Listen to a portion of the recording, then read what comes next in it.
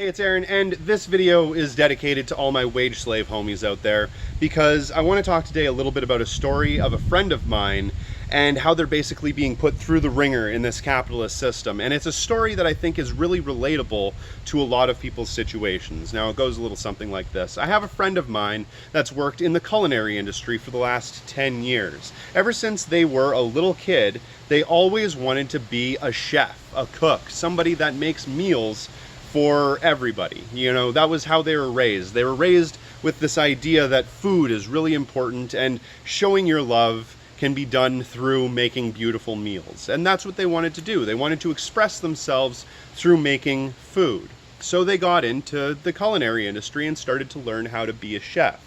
They started all the way at the very bottom in the dish pit, just like everybody does, and worked their way up every single year until they were a Red Seal chef, basically the highest position that you can be in when it comes to the culinary industry in Canada. That's like getting your doctorate of being a chef, or like a journeyman ticket. And they tried extremely hard to get there. They worked incredibly hard to get there their entire lives, for the better part of the last decade at least. And they even went so far as to internalize a lot of the culture that existed within that culinary industry. Now, if you know anything about the culinary industry, it's very similar to the trades, and it's very similar to construction in general, where it is a very cutthroat, very difficult, very tough industry to become a part of. It has an incredibly tough culture where you have to work extremely hard for not a whole lot of benefit. And if you know anything about the culinary industry, it is a very, well, sexist industry. It's not one that is extremely conducive to women working in that field. It's very male dominated, especially when it comes to chefs. And when this person was in the culinary industry, and they still are, they were sexually harassed quite a few times. It makes it extremely difficult to be able to get further in your career when you're having to deal with all of those extra pressures just because you happen to be born female. Now, this person, they worked incredibly hard, and they just figured that stuff like this was kind of the way things were. This is the way the culinary industry is. It is tough. It is cutthroat. It is a dog-eat-dog world. It is hard for people to get by. And sometimes, you know what, guys will be guys and they'll sexually harass you. That's just kind of the way things were.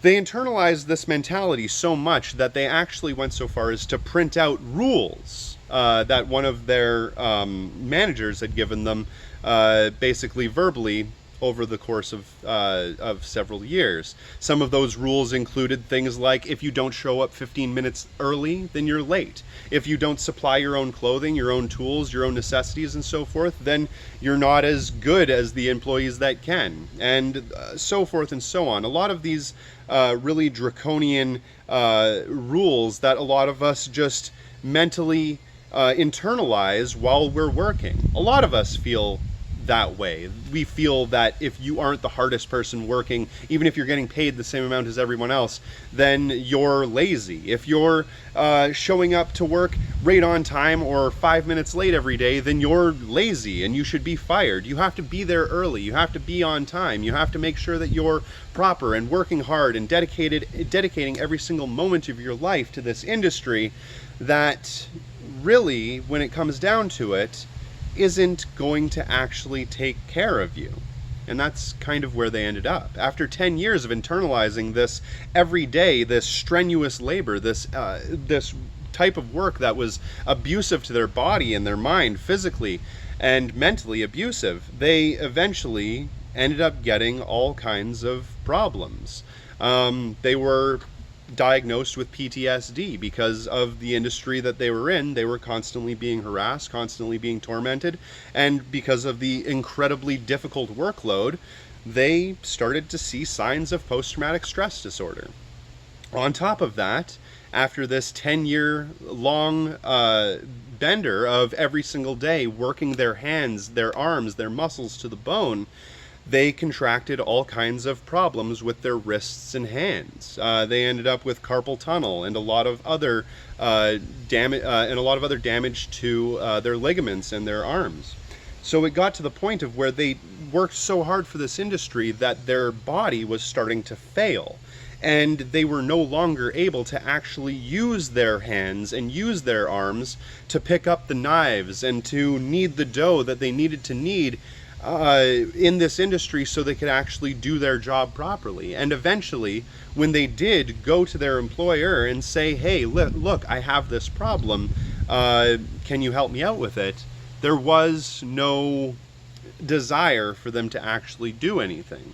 And this is very indicative to a lot of industries. As soon as you start to show signs of weakness, as soon as you start to show signs that you're no longer working at your full capacity, then it's not in the best interest of the employer to continue to have you around.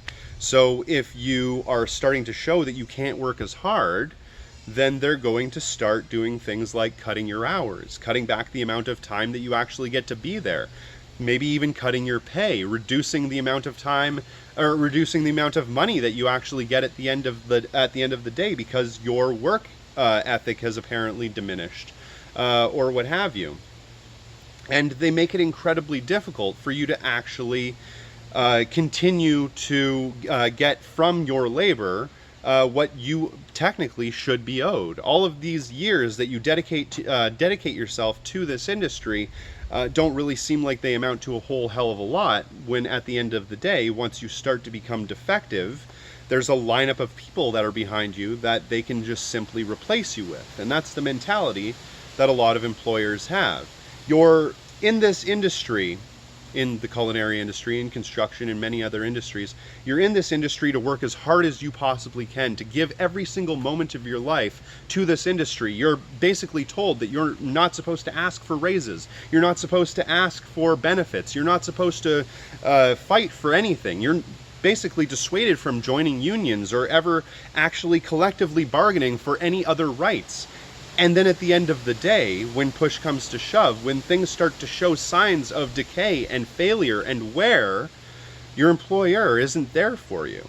They aren't going to take care of you. They aren't going to help you with any of those problems. And even if you are, like in Canada, like I am, able to get through to something like the Workers' Compensation Board, a board that's there to help the workers actually get from their employer what they deserve if they injure themselves on the job, even there, those industries are so incredibly lobbied so heavily that it's almost impossible to prove that you actually even have the injuries that you have, or that you can prove that you sustained those injuries from the job that you are working in, even though it only makes sense that 10 years of constant trauma to the ligaments and muscles and bones in your hands, arms, legs, whatever, is a lot more damaging to you over a long period of time than, I don't know, maybe falling off a ladder when you're working on your eaves trough at your house one day.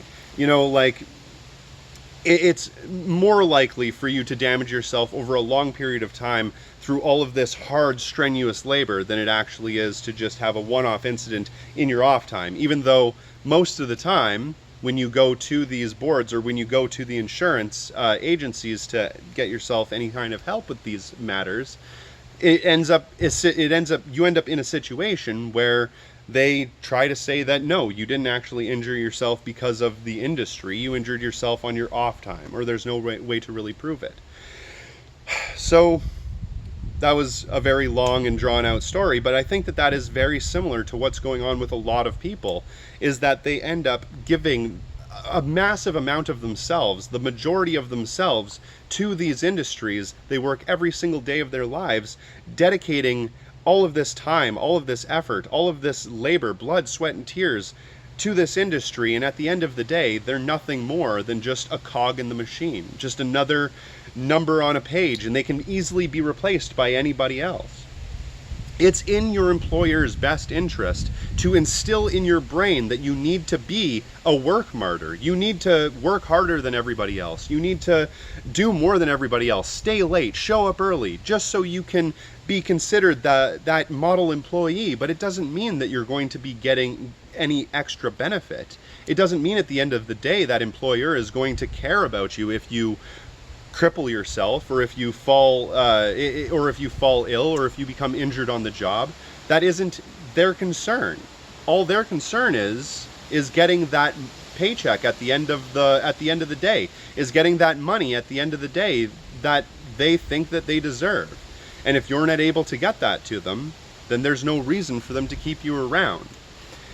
And so after all of that, this is why it's so unbelievably important for everybody out there to be getting involved in real life, getting involved in direct action, getting involved in unions, getting involved in groups that are in your area that care about the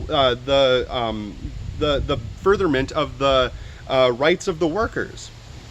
You have to be becoming a part of socialist groups, of communist groups, of any sort of group that can actually help you gain more rights. Because right now, your rights are being stripped away from you every single day. And unless we're actually out there and fighting these people and actually fighting for our rights, then we're not going to be able to hold on to them.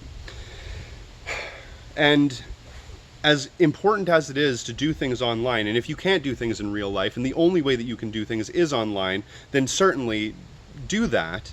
If you're injured or you have disabilities or whatever, certainly take care of things online. But it is so important and imperative that every single one of you actually gets out there and actually does whatever they can in real life to make these changes. Because if we're not occupying these spaces physically, if we're not physically occupying these spaces and making ourselves seen and making ourselves known, then we're not going to be able to make the difference that we otherwise would have. So that's, I think, the only way that we can solve this problem. Every single one of you are wage slaves, and the only thing you have to lose is your chains. At least that's the way I look at it. My name is Aaron. If you do get a chance, please check me out on Patreon. Every dollar does help fund this show. And thanks for watching.